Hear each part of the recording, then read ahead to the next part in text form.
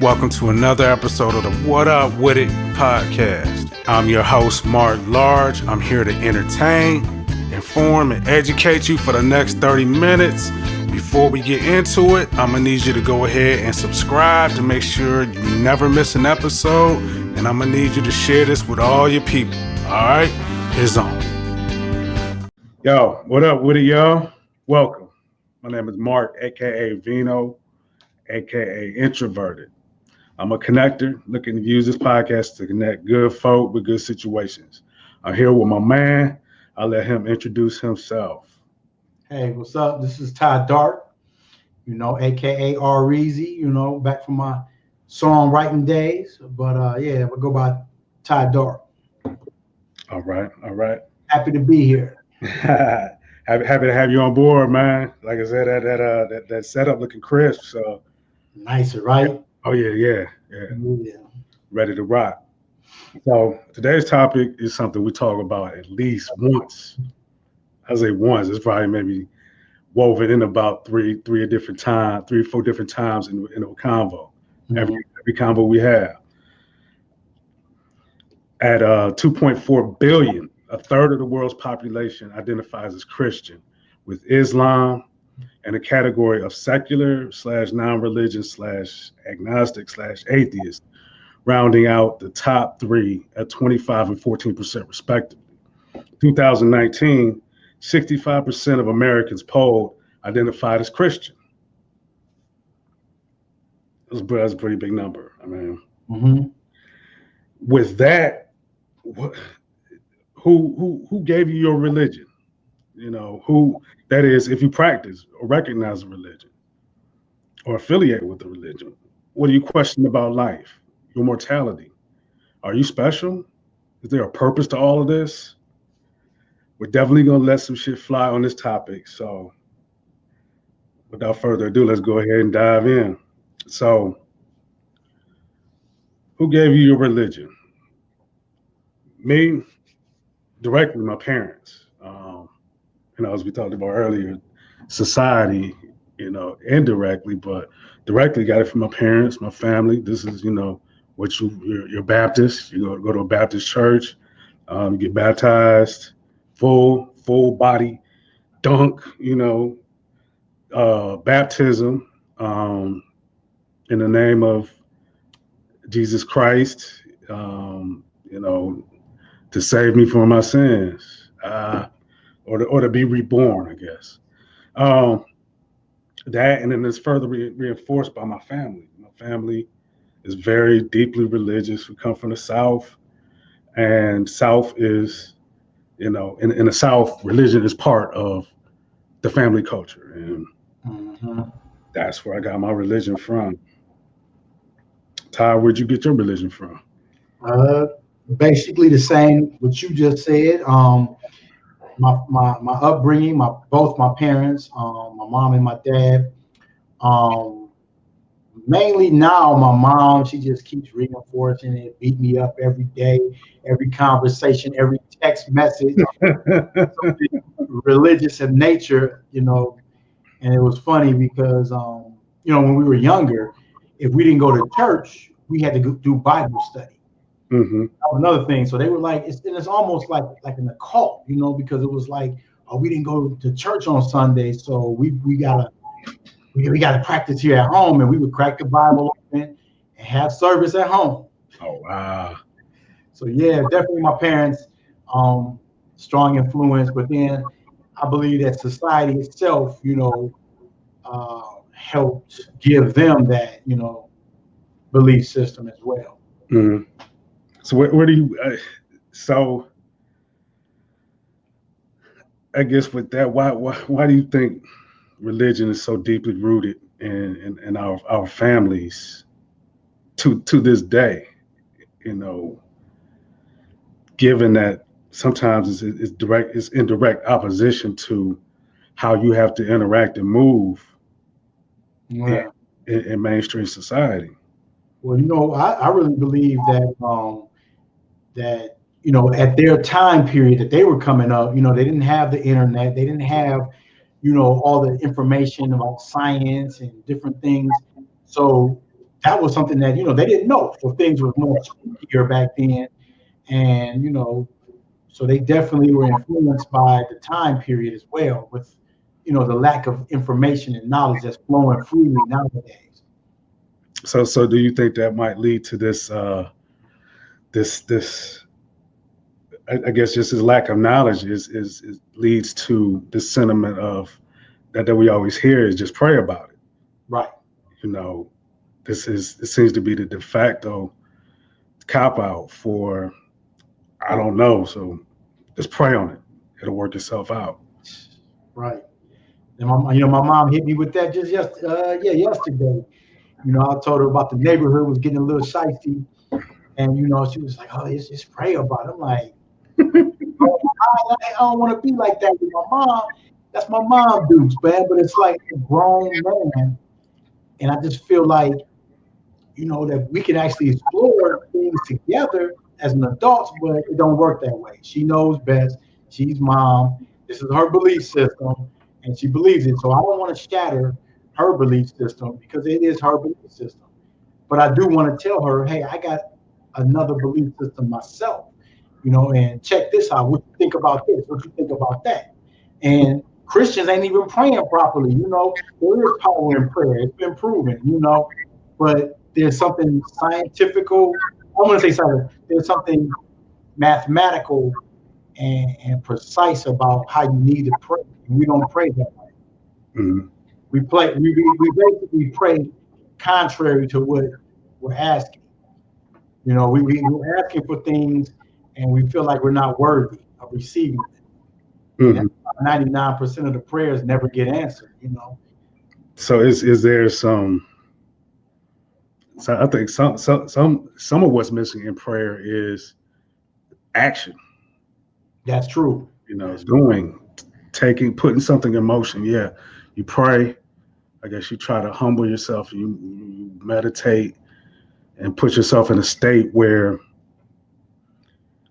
you can go out and execute to allow the blessings to come from your prayers. Right. And she never says anything about action. Just and that's how she believes, and she really believes that. And then the answer is just going to fall in your lap. And then when something do happen, nice and positive, mm-hmm. she'll take the credit for that. She'll be like, yeah, I prayed.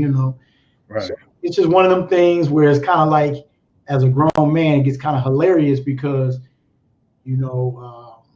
it's just based on, like coincidences.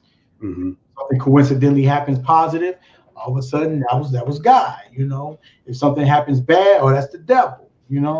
Right. It makes sense now why we believe the way we believe, the God and the devil story. Yeah. So, in a sense, God kind of pits us against each other or against these forces that we have to deal with.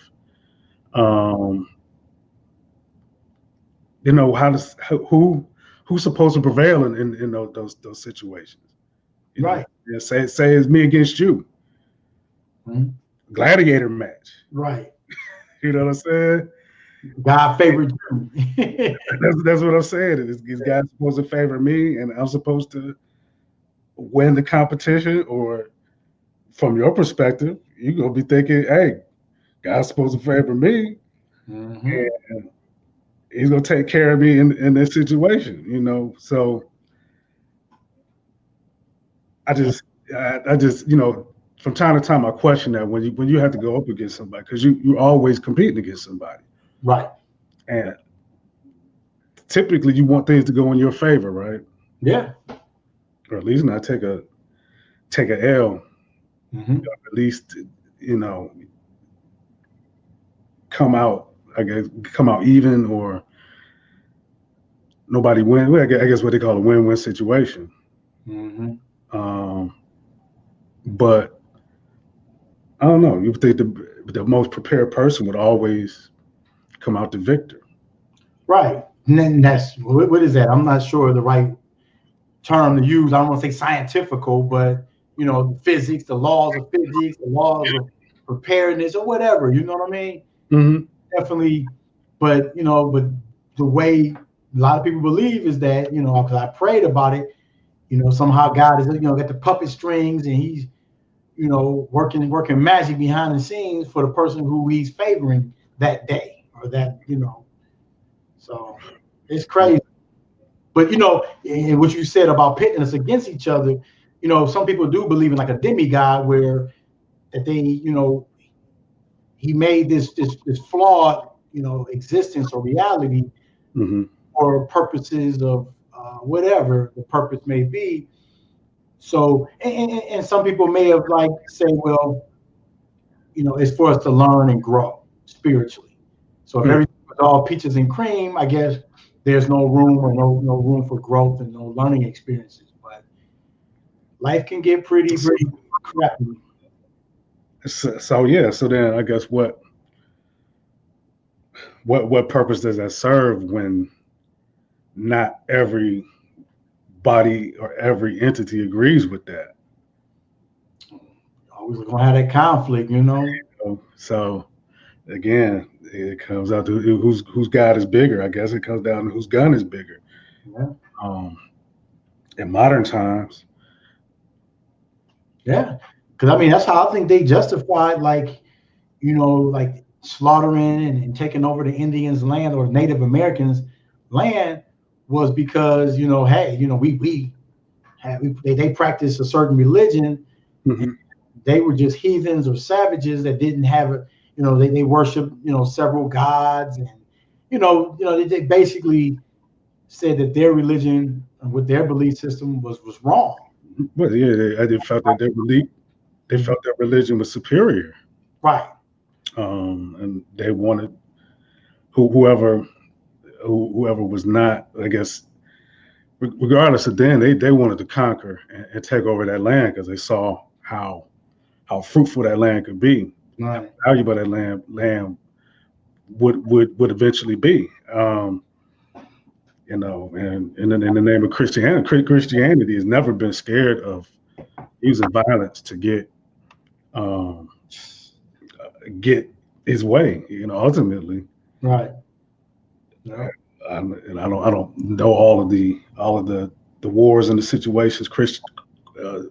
War has been claimed, on behalf of Christians, but they're not afraid to engage in conflict. No.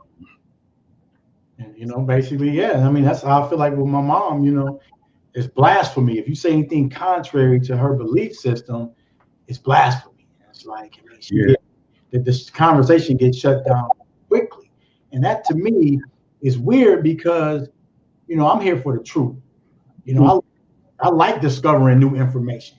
I like hearing different philosophies and information and like, oh, I didn't know that, and I'll look into it. But some people are so closed-minded, and what's that word that's used when your belief system is attacked? And it's a defense mechanism that goes up automatically. So I found that I leave it alone. I just go along with it, but it hurts sometimes to listen, to the constant same belief system over and over again without interjecting anything new into, and I told her the other day, I said, hey, I got to do something that works for me. I got to pick out a belief system that works for me. Not some of the time, and that's how religion kind of leaves you. Like when something do go right, you be like, oh yeah, but like 99% or 90% of the time it don't go right. Mm-hmm. You know what I'm saying? Well, I guess God wasn't ready, to bless me. Yeah. I think that's where the problem for me is. I want something that works, more than 50% of the time. Yeah. I guess a flip of the coin is not really good odds. No. To try to be living day to day, But we don't know what's best for us sometimes, they say God sees the whole picture and but like I said though, this is the torment for me is when you see stuff such as the Kobe Bryant situation this week. I'm sure all of those people on board that Whopper, they wanted to make it safely to their destination. Mm-hmm. Mother Nature, the universe had other plans. No matter what they did, they were going to meet that because you know that's how people's nature is. They're gonna get out there and they're not gonna fly in just bad conditions off the ground, but they ran into that out there. Right.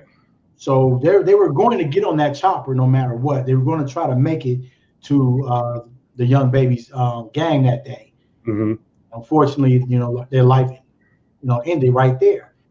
So that's why I feel like, dang, like there's a plan until there's no plan no more, Right. So at least it's I mean, are we really special? Are you really special? Am I really special? I used to believe that though.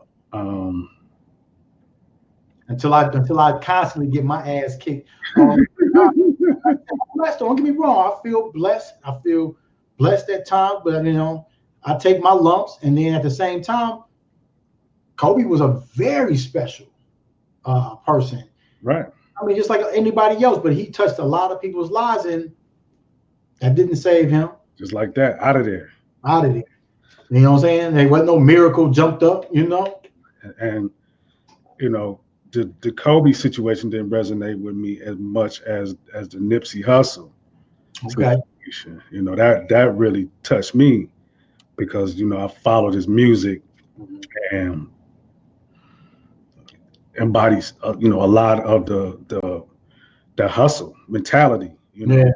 Trying to make something when there is nothing for you to make it with. And it is just like that, gone. No longer an influence. I guess their legacy will remain an influence, but they don't have no more say, right, to act or do anything in this realm. And it's like, man, I mean, you see it over and over and over again. Everybody says, "Oh, make the most of the day. You never know what's going to happen to them. You never know what's going to happen tomorrow." Right.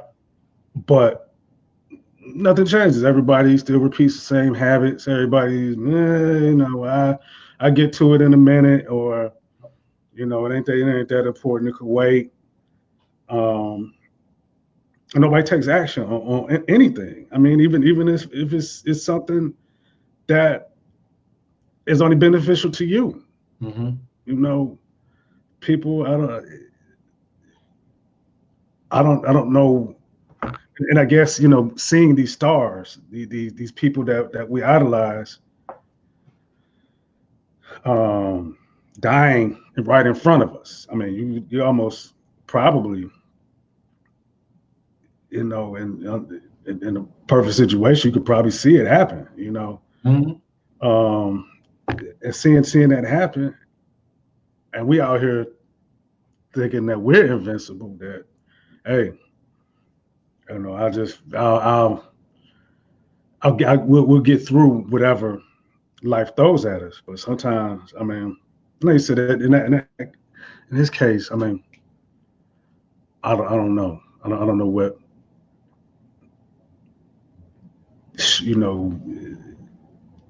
I had heard that it was very, very, very cloudy that day. The cloud ceiling was very low. One of my dudes I went to college with, he had texted that it was hard to, it was hard to see, and a lot of commercial flights were grounded. So you wouldn't. I don't know. I don't know. Just in that case, I don't know. I don't know what you do. Do you make the decision to? Because ultimately, they say ultimately it's the pilot's decision. If the pilot feels that it is not safe, the conditions don't warrant them getting out there and risking their life and everybody else's life, they make that call. So, I don't know, obviously this fella felt that he was skilled enough to get through that situation. Oh, you're gonna try. They're gonna try because got the baby got to get to her game, and even though before it happens, all you worried about is being late. So once they got up there and they realized how bad it was, now they worried about, which ultimately did happen. So, are we special? I think, to others in this reality, yeah. Right. To the whole grand scheme of it, no. But this, this is kind of a weird thing to think about, but I think about verbal contracts or even contracts before we come here. In this reality, there's always a price to pay. And that's why a lot of people get into this conspiracies thinking that, okay, there was a blood sacrifice or this, that, and the other. That's nonsense. But I do believe that, like his chances of dying in a helicopter crash was greatly more than mine, but I've never been in one. Right. Yeah, definitely. So we're signing verbal contracts, spiritual contracts daily in all our actions and activities. That's why. Right. And it's even, you look at it, this is even on behalf of other people because you got other people involved. Right. It's not just you. Right. And that's why we got to be very careful, because I don't know if you heard, but this is getting off topic just a little bit, but I think it was Tracy McGrady was saying that Kobe, when he was younger, he would always say he wanted to die young. Mm-hmm. He said that he wanted to be, immortalized and a legend, and so he wanted to die young. And I'm sure Kobe was saying stuff like that, as a young man before he had kids and a family, because like I said, if it's just us, we don't care. You know what I'm saying? We don't give a crap, And I think that's funny how it is set up, because if we were just out here and we didn't have families, we didn't have loved ones, we didn't have the attachments that we do have, we would treat this as a game and do what we want and get the heck. Yeah. And that. You know what I mean? So, that was his mentality back then. He was like, I'm young, I want to be forever young and, immortalized in the game. So, and another off-topic thing, but I really believe they should make him the logo of the NBA now. Most definitely. But that's getting off topic. Like on a religion thing. But the religion thing, I think, bottom line, it cripples us. It makes us follow a doctrination that can't be qualified as legit. It's just based on faith. And then they always go back to that. Oh, you got to just believe on faith. Right. So. Yeah. I think with that, we could go ahead and wrap that up. Okay. Hey, it's been another good show. Appreciate you having me. Yeah. Appreciate you being on, man. Till next time, just indeed praying, man. And I'm not about that. I'm just saying that you got to have action as well. I think we touched that. Yeah. I was gonna say, I'm gonna keep praying, but I'm gonna have some motion going with that. You feel me? So, There we go. Signing off, my peoples. I hope you enjoyed this episode of the What Up Wit It podcast, and I look forward to your respectful, civil commentary and input. This podcast was brought to you by Introverted.com. Come recharge with us over at NTROVRTD.com.